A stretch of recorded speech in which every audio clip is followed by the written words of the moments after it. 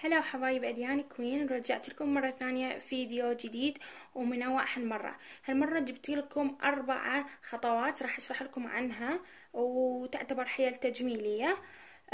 طبعا أول شي راح نبدي بمقشر اليد.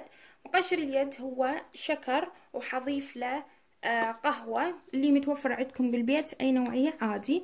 هذه راح أضيف له ملعقة واحدة حسب الكمية، وزيت زيتون هم براحتكم وحسب اللي عندكم متوفر بالبيت.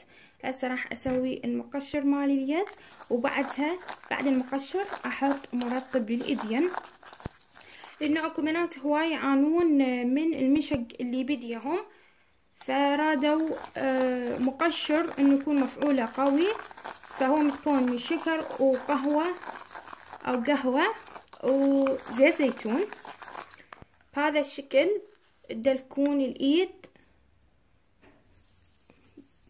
وبعدها بعد ما تكملون بعد 5 دقائق او اكثر، المهم انه بعد المقشر تغسلون اليد وترطبوها. هذه اول خطوة. المعلومة الثانية او الخطوة الثانية هي الفازلين. الفازلين بكل بيت موجود، وكل بنية اكيد عندها، ونعرف انه عدة فوائد له.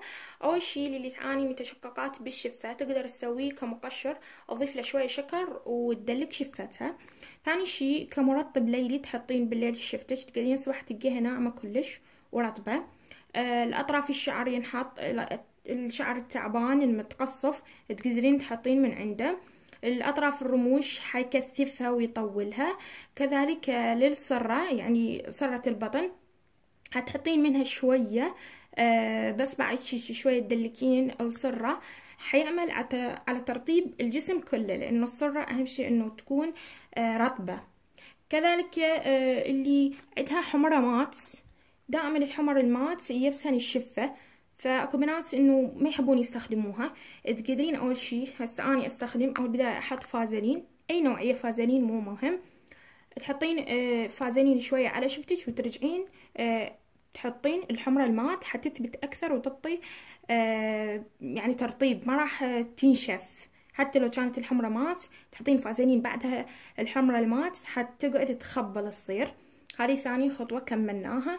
إذا كان عندك مقشر بالبيت أو غسول بس ما ناسب بشرتك، مثلا يطلع بشرتك حب أو يسبب لك حساسية، لا تشمري أبد ولا تستغنين عنه، تستخدميه لليد، سويه كمقشر أو غسول لليد، لأن اليد دائما تكون أقصى، يعني بشرة اليد تكون أقصى من بشرة الوجه، فما راح تتأثر ايدك، لان ايدنا دائما احنا نشتغل بيها وما تتأثر، فلا تستغنين عنها. يعني هسه اني هذا النوعية طلعت بيه حبوب ناعمة، فبدل ما انه اشمره لا استغليته انه اقشر بيه ايدي. فهذه هم معلومة حلوة وان شاء الله تفيدكم.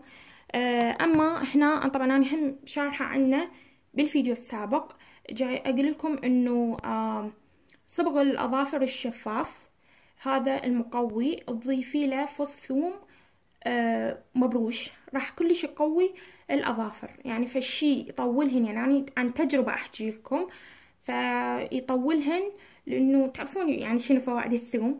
فبالنسبة للريحة خاف تقولوا انه اكو ريحة، ماكو ريحة، تختفي نهائيا بعد ما تصبغين. اول ما يجف تنتهي الريحة. وبس، يا رب ان شاء الله استفادتوا بهذا الفيديو، والتقيكم فيديو جديد. وياكم اديان كوين، باي باي.